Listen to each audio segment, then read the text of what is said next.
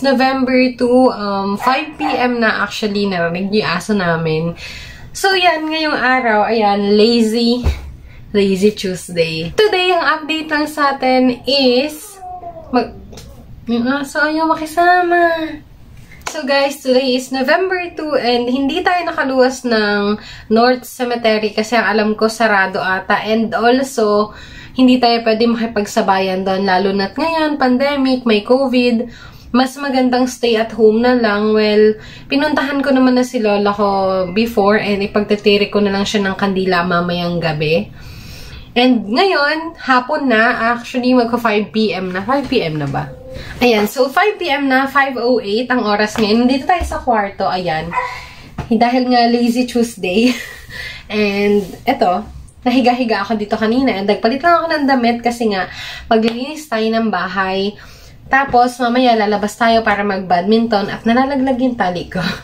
So, yun nga, maglilinis tayo. Samahan nyo kung magligpit ng higaan and marami tayong tupiin. Ayun. Ang tupiin ko is, ayan lang nasa ibabaw kasi yung ilalim niyan, eh, yung mga ukay natin na nakatupi naman na. Bale, napatungan ko lang ng mga iba pang tupiin, ganun. So, pasensya na kayo kung medyo may hilo kayo dyan sa cellphone kasi nakagorilla pad ako ngayon and yung buhok natin laglag ng laglag. Gamitin na lang natin ito. Itong hair clamp ko. Ayan, ito na lang tayo. Kasi ayaw talaga ni ate mong tali. Hindi niya kaya yung mabigat kong hair. So, kamusta naman na kayo, guys? Ayan, so, eto, ako ang ate nyo. Tumataba. Ayan, so, magbabalik alindog program na naman tayo, tapos nagkaka-pimples na naman tayo, tapos ihinto na naman, tapos tataba ulit, o, diba? Hindi na tayo pumayat-payat. So, sana, sipagi na tayo, and pumayat tayo ulit. At sumexy, ganon. So, ngayon, ayusin natin yung higaan.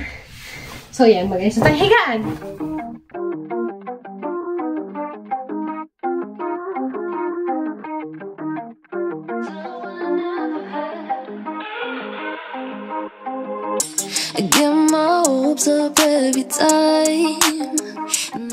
So guys, ngayon, tapos na tayo maglinis at magtupi ng magtupi ng kumot, blanket. So, tapos na tayo magtupi ng kumot and mag-ayos ng ating higaan. So, mamaya magpapalit tayo siguro ng bedsheet. Ilang araw na yung bedsheet ko? Kasi every 3 to 5 days actually nagpapalit ako ng bedsheet kasi nga ang pimples. Actually, ngayon may mga breakouts pa ako. Ayan, konti na lang. Marks na lang siya. And mamaya lalabas tayo. Pupunta tayo ng Vista Mall at lalamon tayo. Lalamon talaga, ganun. So, yan, papakita ko sa inyo yung labas kasi, diba, nakita nyo, meron akong dinilagang halaman. Ayan, plantitang atin nyo. Slight. So, yun, ngayon mamaya mag-aayos tayo ng ating vanity kasi medyo magulo. Ayan, may battery pa dyan kasi pinalitan namin yung battery ng remote ng aircon. And bills, ganun. So, may tape pa dito, may cutics pa, ganun. Kung mapapansin nyo, sa mga previous video natin, iba yung ayos ng kwarto ngayon. Ate nyo, sinumpong na naman. Nag-move na naman ang gamit. Ano ba yan? Na-fall. So, ayan. Kung mapapansin nyo, nandito na yung computer set. Andiyan na yung mga tokador. And still, yung vanity nandito pa rin. Yung kama nandiyan dyan. And the rest is history. Ganun. So, baba na tayo. Ang tayong kailangan dyan. Baba na tayo. And magwawalis tayo sa baba. Actually, nasimulan ko na magwalis sa baba. Sa hagdan hanggang sa kusina. Ang kaso nga lang, iniwan ko muna siya sandali kasi naalala ko kailangan ko munang unahin to. Or mamaya na lang balikan ko siya. Nandito na tayo sa dressing room. Ayan. Dressing room kasi literal dito kami nagbibihis at nagsasampay kasi hindi kami makapagsampay sa baba kasi baka hugutin ng aso. So, mamaya isasampay din natin yung mga itutupirin natin yung mga yan. So, pasensya na kayo baka masyado ako mabilis magsalita. Ganun. Pinaglihi kasi ako sa sa ratatat. Ganun. Nandito yung mga labahan natin. Huwag yun ang tignan baka makita niyo hindi ka nais-nais. At yung CR, ayan, sara natin. Doon yung split. And ito yung likod ng bahay namin. So, may kangkong kami doon. Dapat kasi sa running water siya. Kaso guys, wala running water dito. Dito, ayan, may mga gawa ng bahay dyan. Ayan, may mga ginagawa na. So, hindi na ako masyado umakit dito kasi nakakahiya. So, kapit-bahay girl. May nakatira na dun sa mga bahay. Dati kasi wala pa nakatira sa mga bahay-bahay dyan. Eh, ngayon, meron na. So, kakahiya na ako kasi siraulo tayo. Well, totoo naman. Half. So, guys, ayan, nandito na tayo sa baba. And kung sabi ko sa inyo, di ba, kanina simulan ko na maglinis. Ngayon, maglilinis na tayo ulit. And tutuloy na natin. Yung paglilinis natin, ganun. Paulit-ulit ka. Redanda.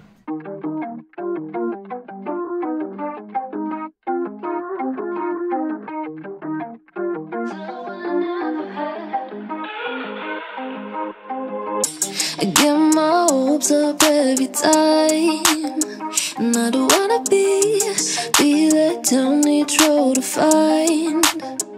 I just wish I'd seen the price tag for my heart breaking.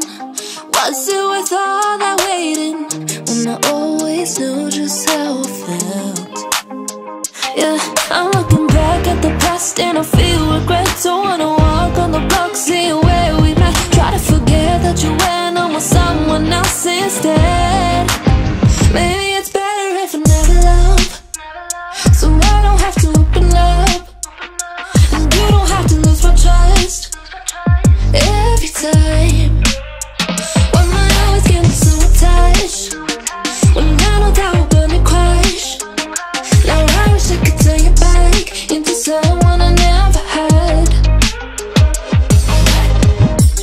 You were different from the rest, 'cause you didn't hide imperfections from the edge.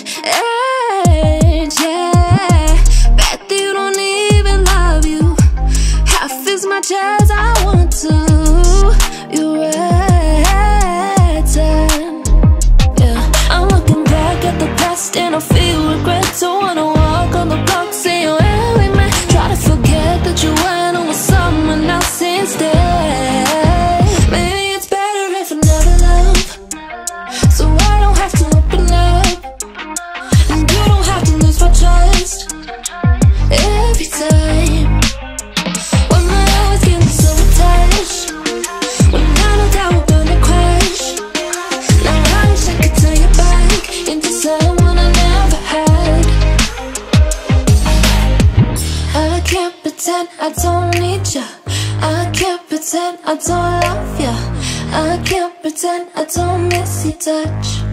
I want you so much. I can't go cry on your shoulder. Feel safe with you when I'm older.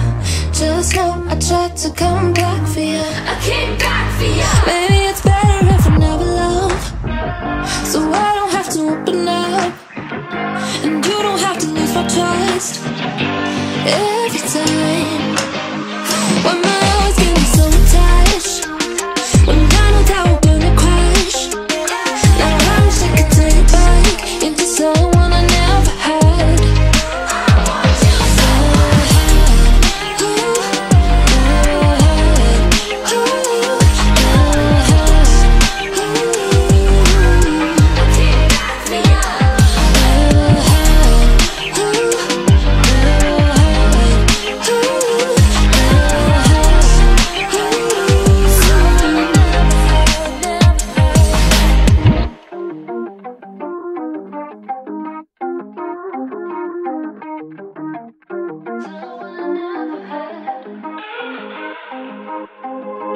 I get my hopes up every time, and I don't wanna be let down each road to find.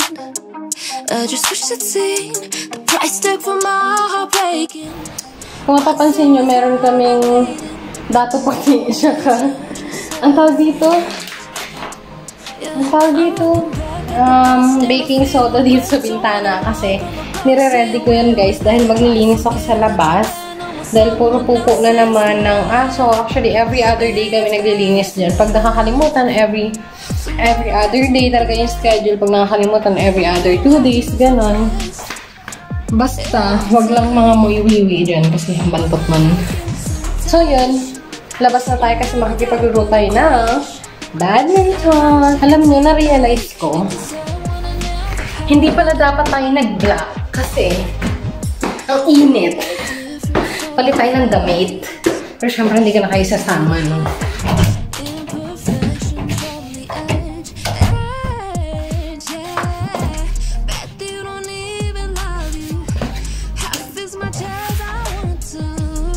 So, ito na yung pinalit nating damit. Ayan. So, bigay sa akin to ng friend ko. Ayan. Ayan. Kung naaalala mo pa, Karen. Si Karen Mozo. Sa kanya po galing tong damit na to. In-arbor ko. Wala siya nagawa.